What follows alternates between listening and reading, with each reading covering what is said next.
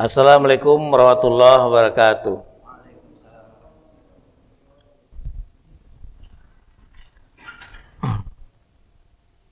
Bapak Ibu sekalian, terkait dengan judul sharing hari ini, saya terinspirasi, nanti kita bisa lihat, itu ditulis oleh seorang anak muda, kelahiran Pulau Kijang, Riau. Tanggal lahirnya tanggal cantik gitu. Tanggal 5 bulan 5 tahun 55. Abdul Hamid Hussein namanya. Beliau alumni Gontor. Kemudian dengan izin Allah bisa melanjutkan ke Universitas Saudi Arabia, King Fahd. Kemudian meneruskan ke Ummul Qura di Madinah. Nah, dia membuat catatan tentang hal-hal yang harus dilakukan agar kita beruntung. Namun sebelumnya kita bahas surat yang sangat terkenal ini, yang semua kita insya Allah hafal. A'udzubillahi minasyaitonirrajim. Bismillahirrahmanirrahim.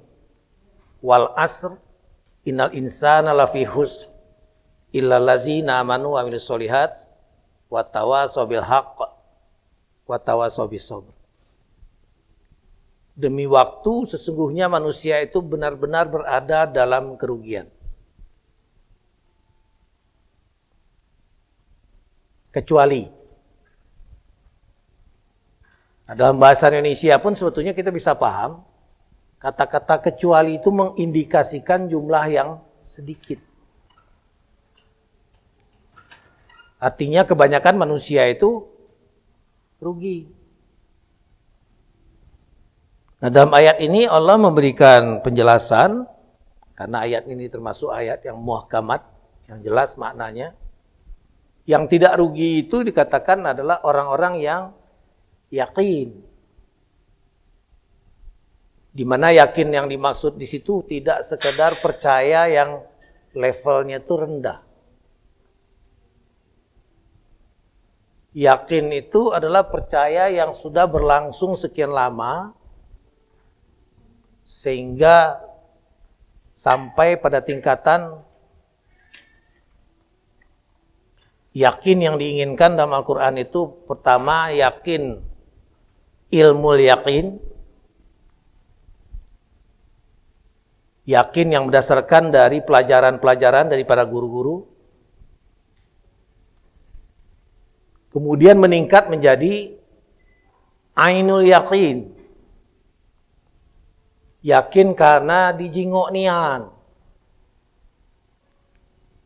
Kalau dijelaskan, yakin enggak kita ada orang yang mampu memanjat Tugu Monas itu tanpa menggunakan alat bantu?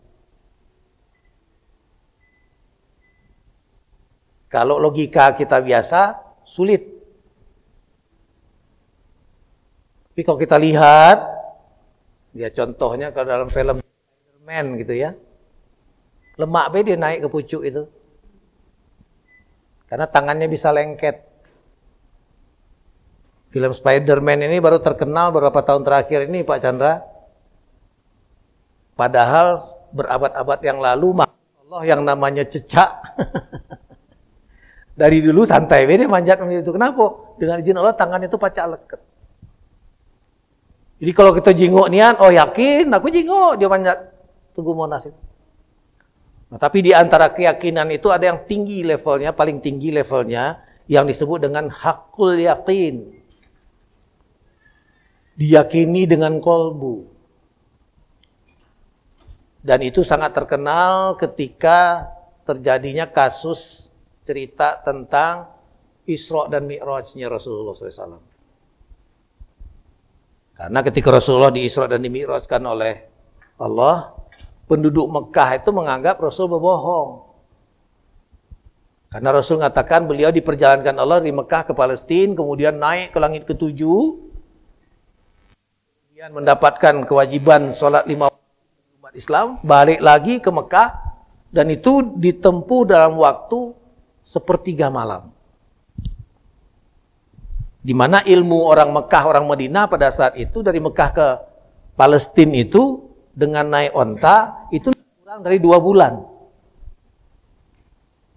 Nah, ketika itu disampaikan kepada Umar bin Abu Bakar As-Siddiq, beliau nanya yang cerita itu, siapa yang menyampaikan bahwa Rasulullah berjalan tadi malam dari Mekah ke Palestina, kemudian naik ke langit sana, kemudian kembali lagi dan menjelang subuh sudah ada di Masjidil Haram lagi?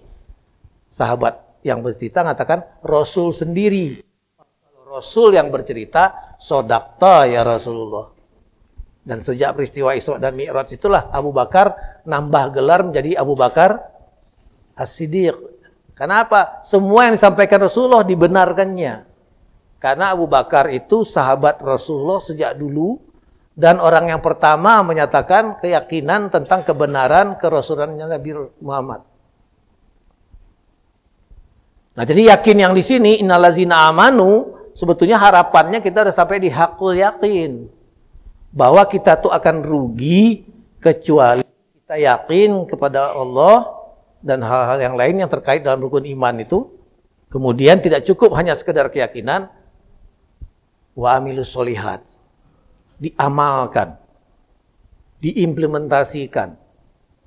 Karena Rasulullah memang memberikan isyarat khairun nas yanfa'uhum linnas, sebaik-baik manusia yang banyak manfaatnya untuk orang lain. Nah, banyak manfaatnya untuk orang lain ini adalah yang memberikan apa yang diperolehnya kepada orang lain dan berguna buat orang lain. Apakah cukup begitu saja? Ternyata ayat ini mengatakan tidak. Innallazina amanu wa amilus solihat wa tawasaw bil haqq. Saling nasihat menasihati untuk menetapi tauhid, untuk mentaati kebenaran, wa tawasaw bisabr, dan untuk mentaati kesabaran. Ketika ayat ini disampaikan kepada para sahabat, Umar bin Khattab nangis. Ketika ditanya Rasulullah, ngapa kau nangis sahabat Umar? Umar bin Khattab mengatakan, jelas sekali ayat ini mengatakan banyak yang rugi ya Rasulullah. Artinya yang beruntung itu sangat sedikit. Aku nangis karena berdoa kepada Allah. Aku pengen jadi orang yang sedikit itu ya Rasul.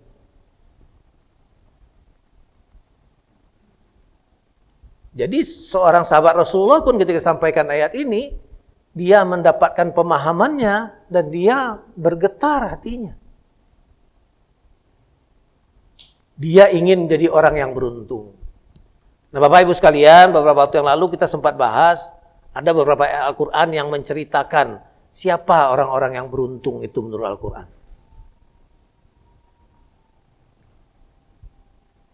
Ada banyak sekali ayat-ayat, di sini saya kutip 8 ayat yang bercerita tentang orang yang beruntung. Pertama, surat Al-Baqarah ayat 1-5. Bahwa orang yang beruntung itu adalah orang yang takwa. Zalikal kitabu la raiba fihi hudal lil muttaqin allazina yu'minuna bil ghaib wa yuqimuna shalah wa mimma razaqnahum yakun wallazina yu'minuna bima unzila ilaika wa ma unzila min qablik wa bil akhirati hum yuqinun ulaika ala hudam mir rabbihim wa ulaika humul muflihun. Ini ayat-ayat yang termasuk muhkamat, jelas maknanya, mudah dipahami. Allah udah ngasih tahu bahwa Al-Quran itu tidak ada keraguan di dalamnya. Menjadi huda, menjadi petunjuk bagi orang yang takwa. Siapa yang takwa itu? Yang yakin kepada yang gaib. Sebetulnya kayak rukun iman itu kan ada 6. Amantu billah wa malaikatihi wa kutubihi wa rusulih wal yaumil akhir wa tu'mina bil qadarihi wa khairihi. Yang kita kenal dengan arkanul iman. Kemudian mendirikan sholat, bukan melaksanakan, mendirikan. Dalam Al-Quran banyak sekali ayat-ayat mengatakan yang mendirikan itu bagaimana? Utsluma uhya ilaika minal kitab wa aqimis sholah. Innas sholata tanha anil fahsya'i wal munkar. Orang kalau mendirikan sholat, insya Allah dia akan terhindar dari rebutan keji dan mungkar. Kalau dia sudah sholat, dia sudah saum, dia sudah berzakat, dia sudah haji, tapi masih bermaksiat, kalau istilahnya itu disebut dengan STMJ, sholat terus maksiat jalan, nah itu belum memenuhi ketentuan orang takwa. Karena takwa itu sendiri sebetulnya berasal dari kata-kata waqo yang terlindungi. Kemudian dia juga yakin kepada Al-Quran dan kitab-kitab sebelumnya. Menarik memang Bapak Ibu sekalian, sekarang itu di media sosial termasuk di YouTube banyak sekali dipertentangkan antara kitab-kitab suci. Bahkan ada di antara kitab yang mengatakan semua kitab suci itu benar, semua agama benar gitu ya. Padahal Al-Quran mengatakan, silakan Bapak dan Ibu cek nanti di surat Ali Imran ayat 19, sama surat Al-Maidah ayat 3. Allah dengan tegas mengatakan di situ, Inna dina indallahil Islam. Dan pernah kita bahas di sini bahwa sejak diturunkan risalah dari Allah kepada para nabi-nabi, sejak dari Nabi Adam, itu agama yang diturunkan Allah itu adalah Islam. Yahudi yang katanya mengacu kepada kitab Taurat, itu dikatakan yang dimurkai Allah.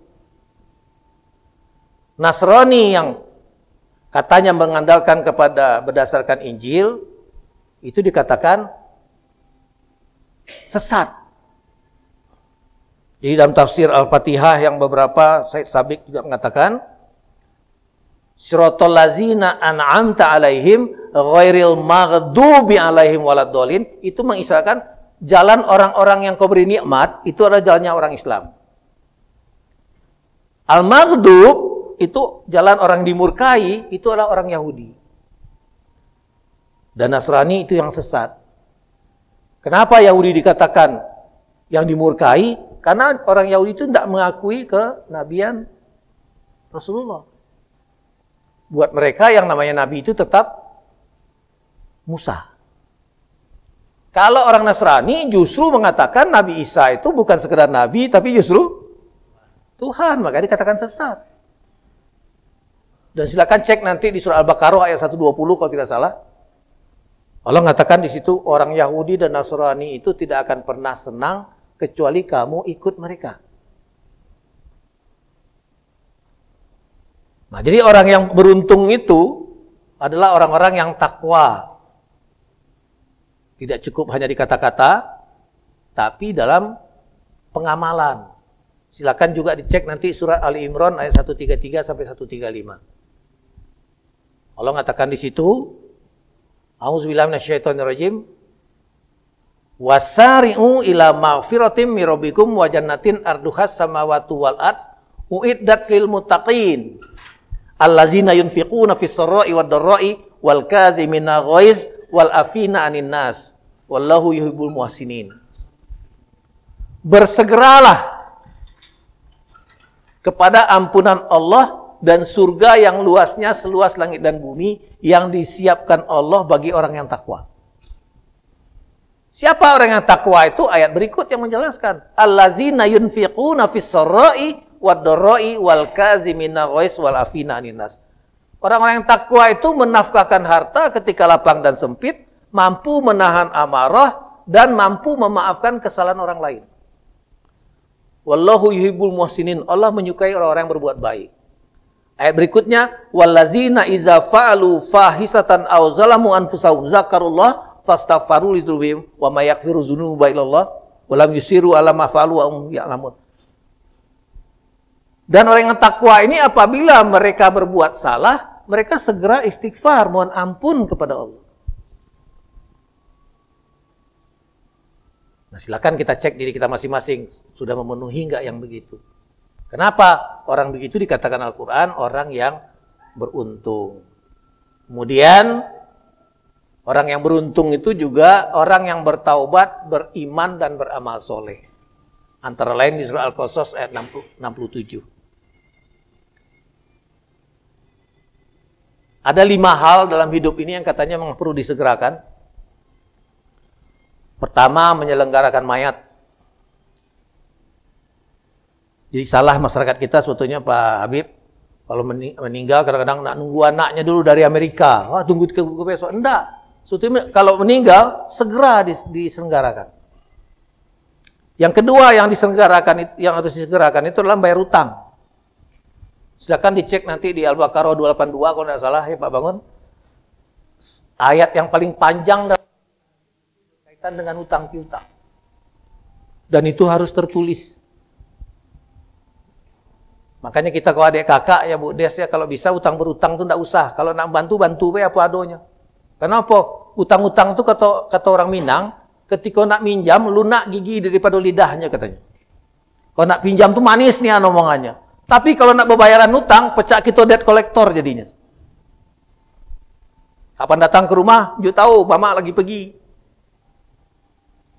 Jadi bayar hutang itu termasuk yang harus disegerakan. Kenapa? Kita nggak tahu kapan kita akan diwafatkan Allah. Jangan sampai mati membawa hutang. Bahayanya. Nah yang ketiga, melayani tamu. Karena tamu itu kata Rasulullah, itu membawa berkah. Salah nian kita di rumah tangga kita kalau datang tamu malah merutuk. Salah. Karena suatu waktu pernah seorang sahabat, istrinya tuh protes kepada Rasulullah, lakinya senang nian dari tamu. Akhirnya Rasul suruh lihat. Kaki aku datang ke rumah kau jenguk ya.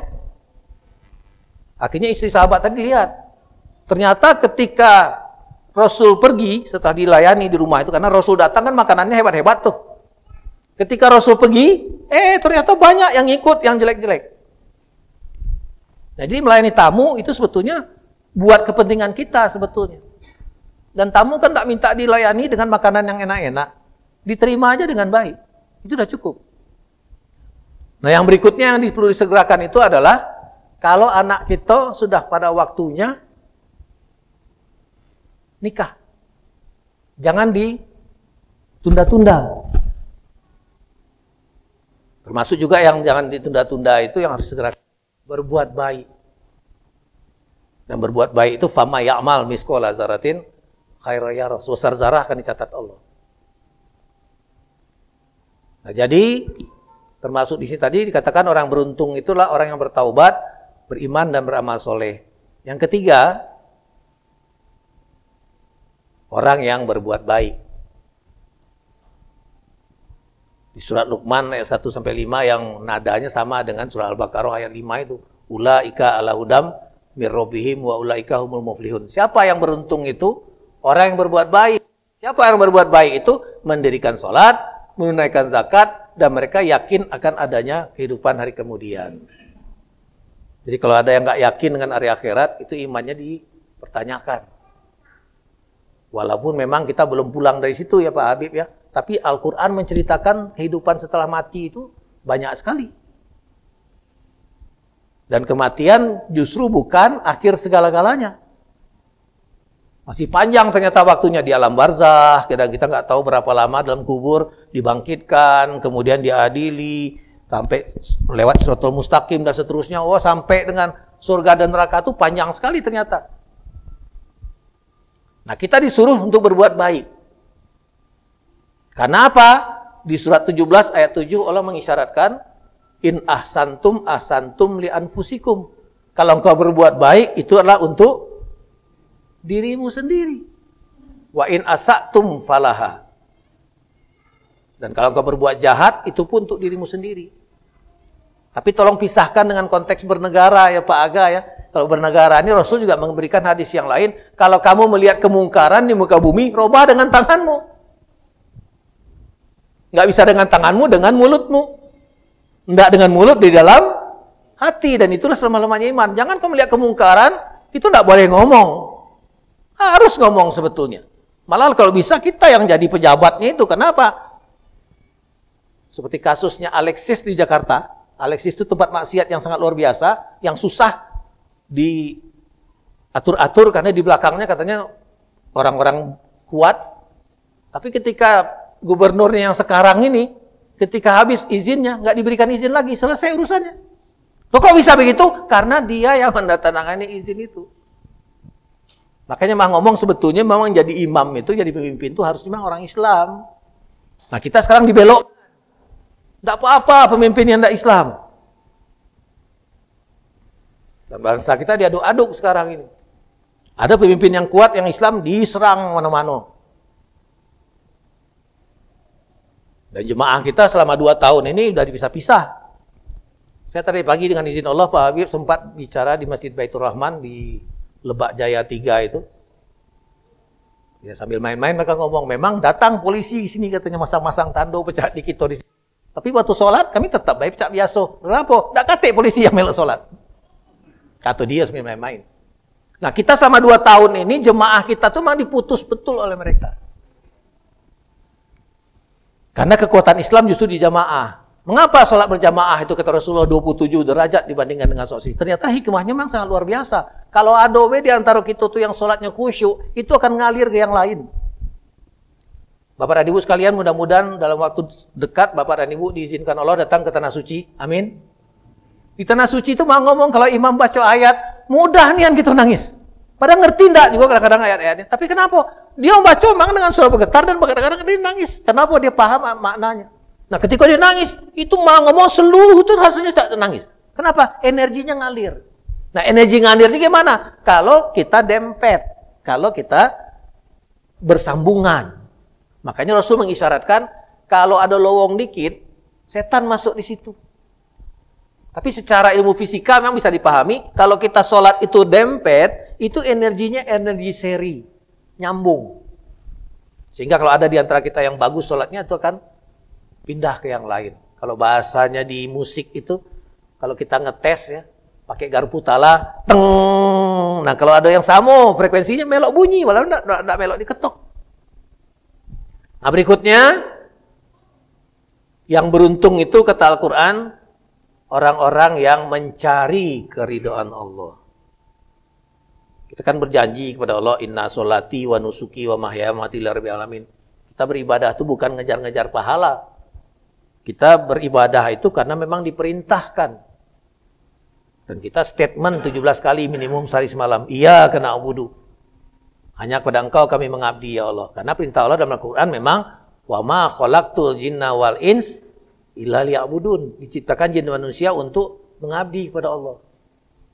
Nah, orang yang mencari keridhaan Allah, Allah mengisyaratkan itu termasuk orang yang beruntung.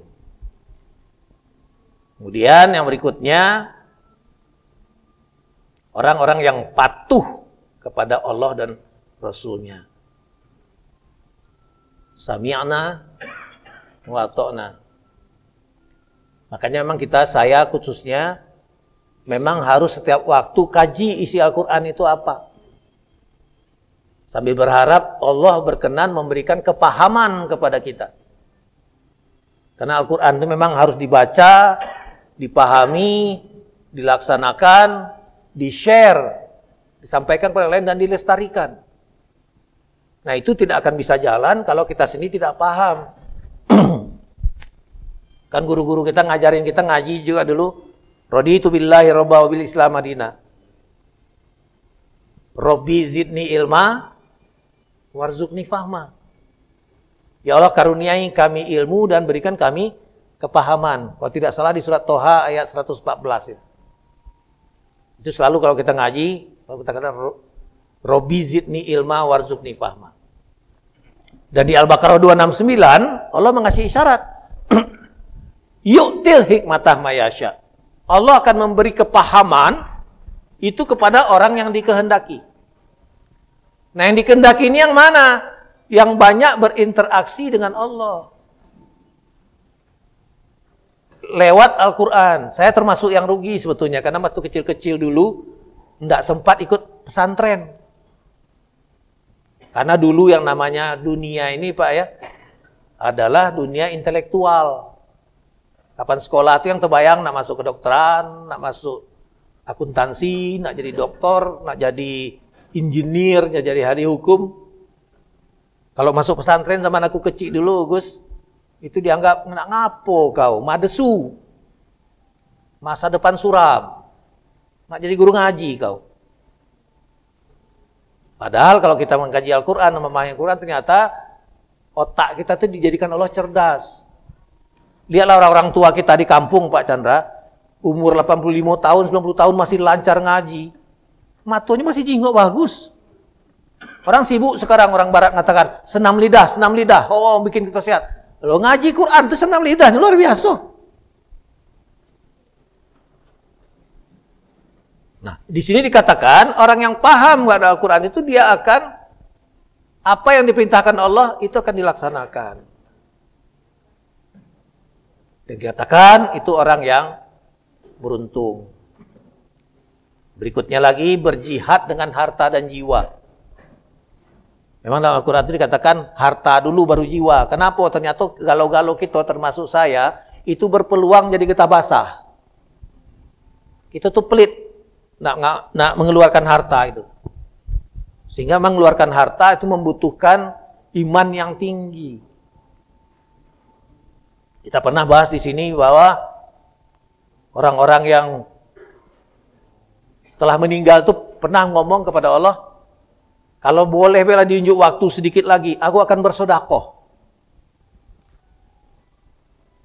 Di surah Al-Mu'minun ayat 100 kalau tidak salah juga ada yang mengatakan orang kafir itu apabila telah datang kematian pada mereka, mereka minta dikembalikan ke muka bumi dan janji akan berbuat baik.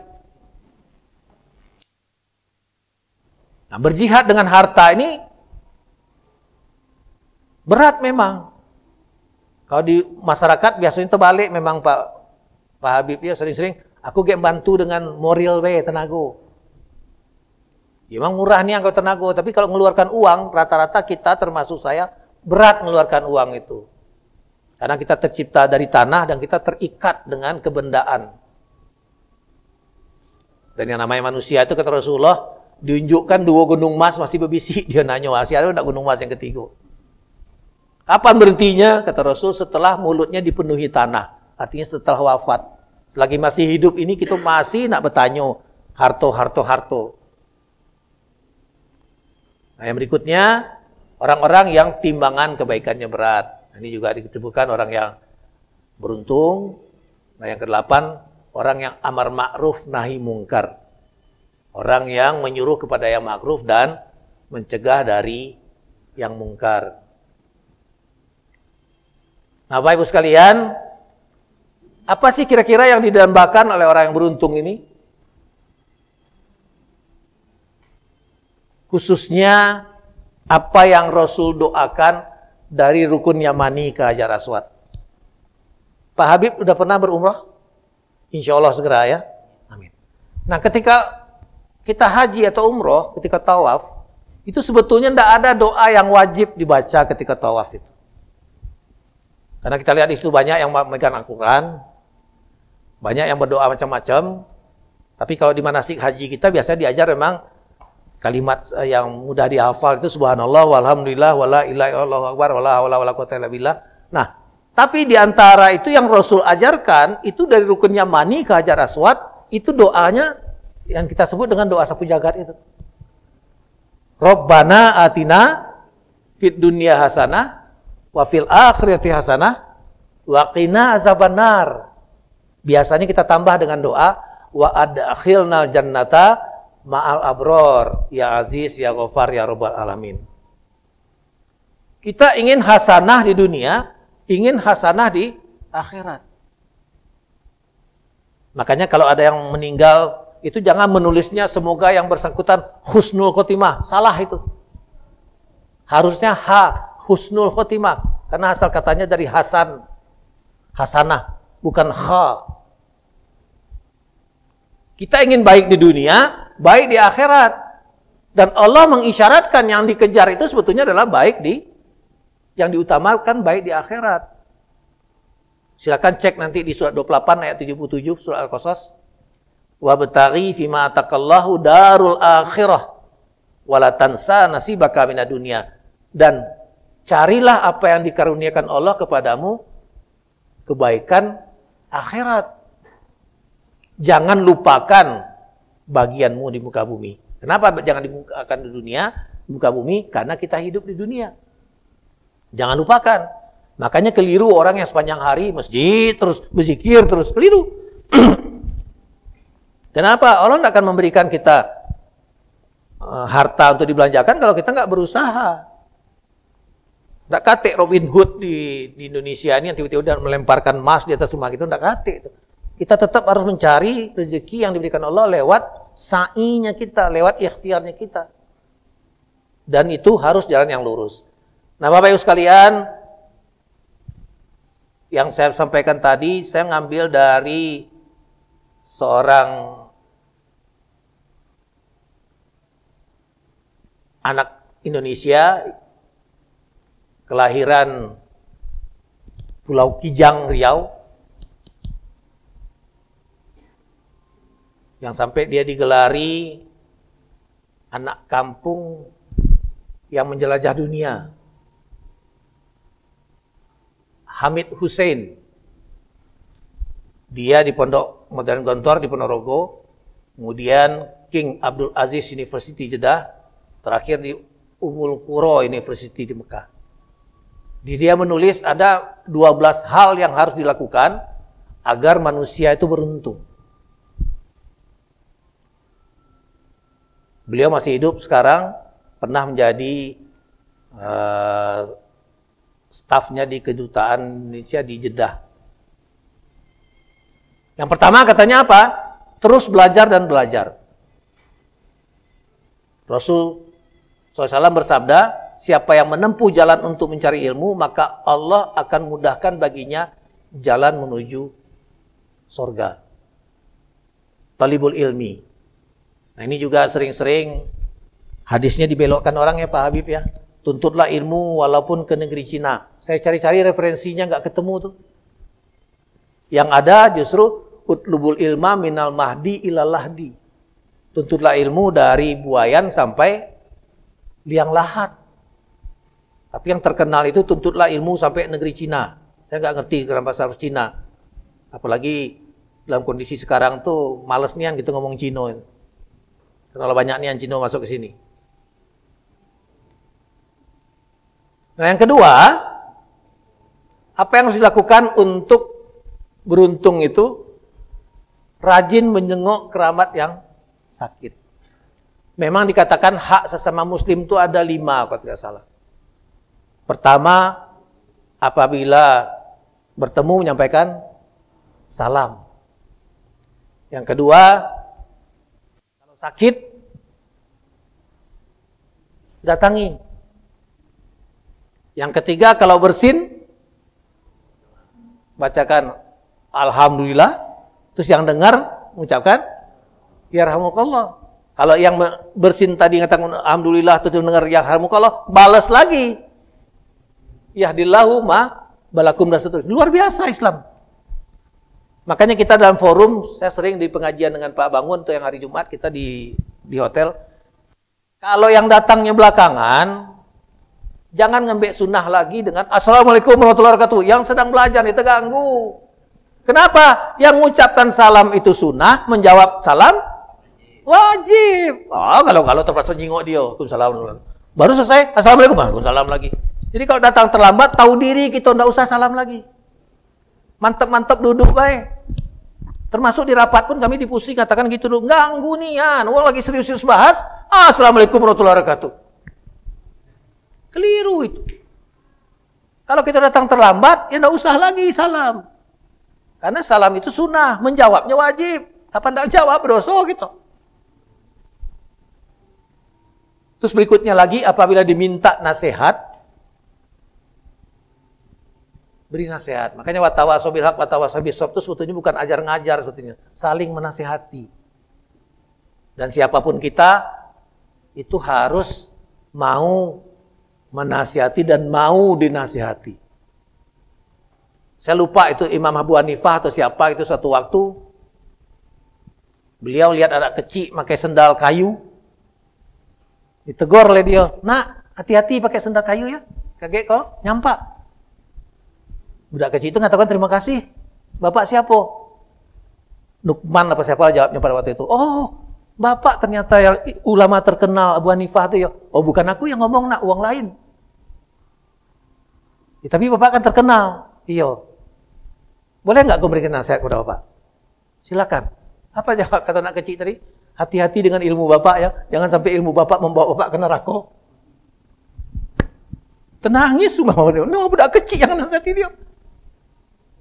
Karena Ali bin Abi Thalib mengatakan, unzur makola, wala tanzur man kola. Jangan melihat siapa yang nyampaikan, tapi dengarkan yang disampaikan itu. Bisa-bisa jadi orang biasa-biasa nyampaikan nasihat kepada kita.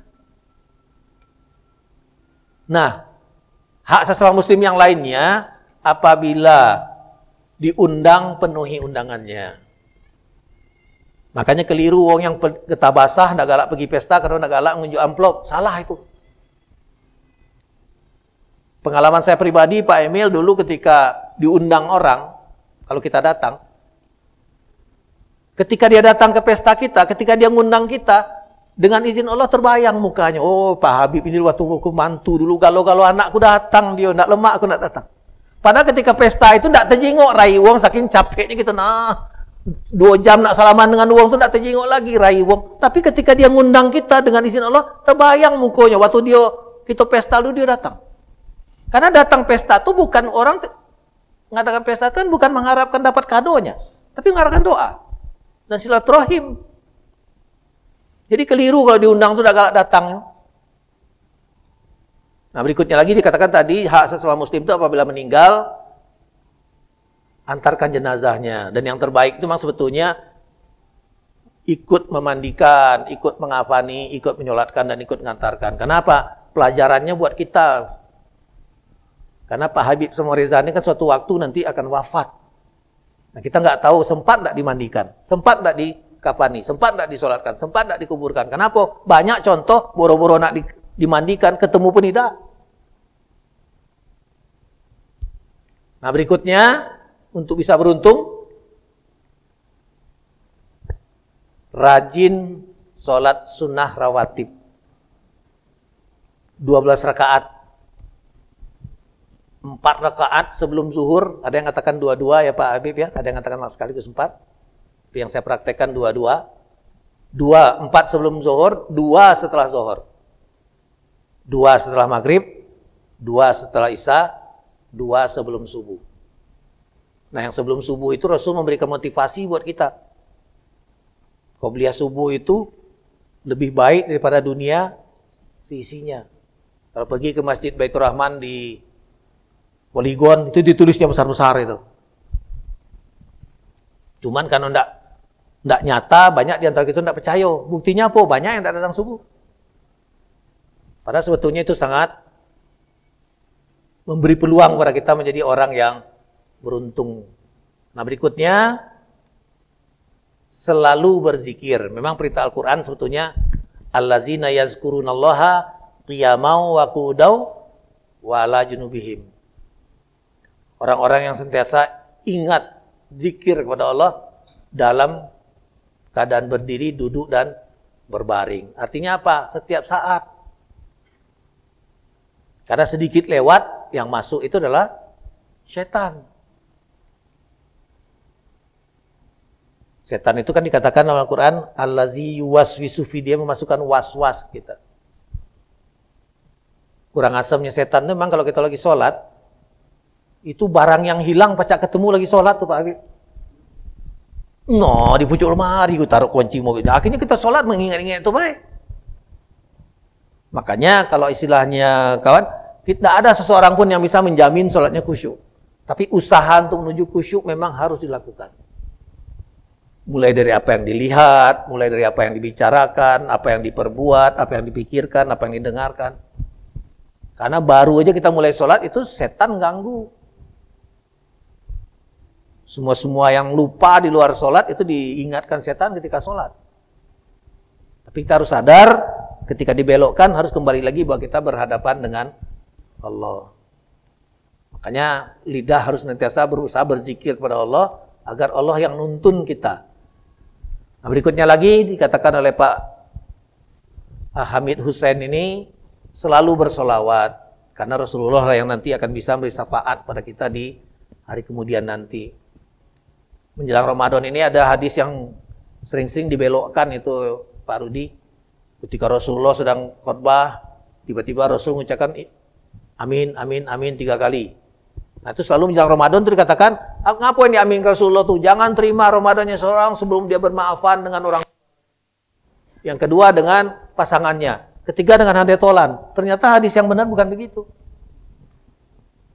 Yang benar itu adalah jangan terima Ramadannya seseorang apabila di akhir Ramadan nanti Allah tidak mengampunkan dosanya. Yang kedua, kalau dia menemui orang tuanya nggak redo dengan dia. Nah yang ketiga, apabila disebutkan nama Rasul, dia tidak bersolawat. Tapi sering yang dibahas yang pertama tadi bermaaf-maafan. Padahal sebetulnya dalam Islam itu yang utama bukan minta maaf sebetulnya. Yang utama itu memberi maaf. Silakan dicek nanti di surah Ali Imran 134 tadi. Ciri orang yang takwa itu mau memaafkan kesalahan orang lain. Karena meminta itu tangan di bawah, tangan di pucuk lebih mulia daripada tangan di bawah. Nah ini ternyata yang ditulis juga oleh Pak Imam Husaini ini, doa setelah azan itu ternyata luar biasa. Apa doa setelah azan itu? Allahumma rabba hazihid da'watit tamah wassalatil qa'imah ati Muhammadanil wasilata wal fadilah wa ba'asu maqamam mahmudan lil ajwata. Ya Allah, Tuhan yang Maha memiliki panggilan yang sempurna ini, salat yang ditegakkan, anugerahkanlah wasilah, kedudukan yang tinggi dan fadilah, kedudukan lain yang mulia kepada Rasul Muhammad. Dan bangkitkanlah sehingga bisa menempati makom kedudukan yang terpuji yang kau janjikan. Nah, Rasul mengatakan, apabila kita membaca doa itu, maka dia mendapatkan syafaatku nanti. Makanya memang keliru kita kalau datang sholat itulah masbuk terus. Yang terbaik itu adalah kita datang, tahiyatul masjid, nunggu azan, dijawab azan, kalau ada qobliyah kita qobliyah, kemudian ikut sholat, dan ditunaikan kalau ada ba'diyahnya dan seterusnya. Kenapa? Ternyata setelah azan itu doanya nggak main-main. Rasul mengisyaratkan kalau kita baca doa itu, kita akan mendapatkan syafaat dari Rasul. Nah yang ketujuh, dahului memberi salam dan jabat tangan. Di tahun lalu Pak Emil ketika ada yang mantu di Bandung, itu semua masih dalam kondisi pandemi. Semua salam takzim istilahnya itu. Terus kalau salam pun, dia kok apa dia? Kalau tidak galak salam sudah. Kenapa?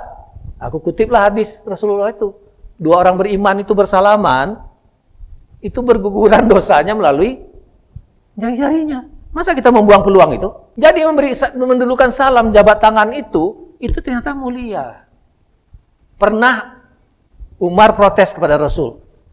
Ngapo Abu Bakar itu tidak galak salaman sama aku? Akhirnya karena sahabat Rasul dipertemukan Rasul. Ditanya oleh Rasul, sahabat Abu Bakar, ngapo kau tidak galak salaman duluan dengan Umar? Aku memberi kesempatan pada Umar untuk mendapatkan ini. Biar dia yang duluan nyalami aku. Setelah tahu itu nangis Umar. Ternyata mereka sama-sama muliakan sahabat. Karena Rasul mengatakan mendahului beri salam dan jabat tangan itu ternyata lebih mulia. Sementara di pemerintah sekarang kalau salaman, aku udah galak nih kalau tidak salamnya sudah, tidak usah. Nah berikutnya, nah ini baca Quran. Memang baca Quran ini bukan sekedar baca yang tertulis saja sebetulnya. Terima kasih Pak Haji Juliar memang membuat satu lembaga untuk pengkajian itu. Karena ternyata memang itu harus dilakukan.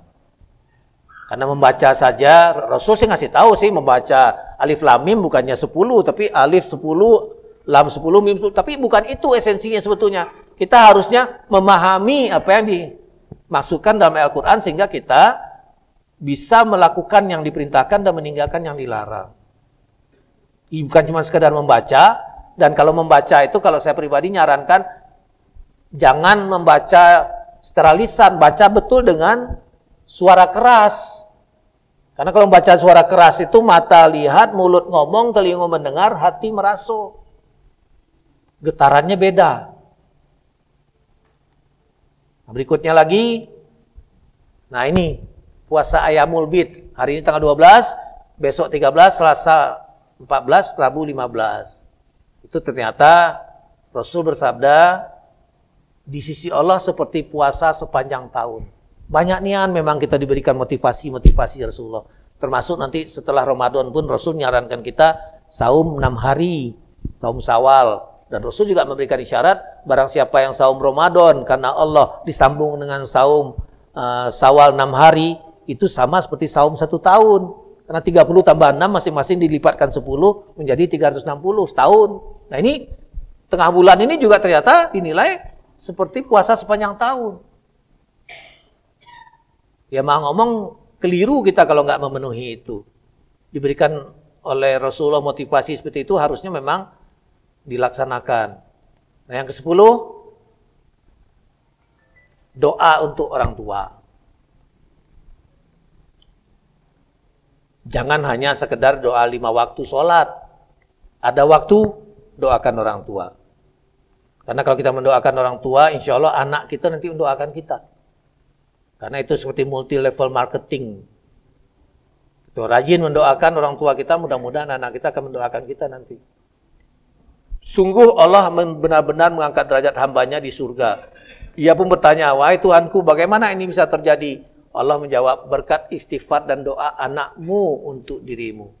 Karena ketika meninggal anak cucu Adam, kata Rasulullah, putus hubungan dengan dunia kecuali 3 hal, ilmu yang bermanfaat, amal jariahnya, dan doa anak soleh yang mendoakan orang tuanya. Mudah-mudahan apa yang dijalankan di Al-Furqan ini membawa kebaikan buat Pak Haji Juliar, khususnya buat keluarga dan kita semua. Kenapa? Kita ngajarkan anak-anak itu menjadi anak yang mengerti pada dirinya dan paham Al-Quran dan hadis Rasulullah. Saya jujur aja Pak Habib ketika ada acara wisuda, semacam itu, sering bergetar hati saya. Kenapa? Anak-anak tuh baru SMP ketika jadi MC, itu ngomongnya tidak katik lagi bahasa Palembang. Katik lagi bahasa Indonesia. Ngomong itu bahasa Arab, bahasa Inggris. Dan lemak beda nuker-nuker itu. Kita nak tua ini nak belajar bahasa Arab. 2 pekan masih 12 wong Pak Habib. Pekan ketiga tinggal bertiga Pak. Kenapa? Ternyata susah nih belajar bahasa Arab itu. Tapi paling tidak ada niat di hati kita untuk memahami Al-Quran kan memang harus bisa bahasa Arab. Pelan-pelan. Nah, kalau tidak galak ngaji-ngaji rame-rame, sekarang tuh banyak yang online-online itu. Saya alhamdulillah ikut-ikut sekarang itu metode tamyiz itu. Sedang mengkaji sampai Al-Baqarah, sekarang sampai ayat 30-an. Karena sebetulnya kalau Al-Baqarah itu 80% dari kata-kata Al-Quran itu ada di situ.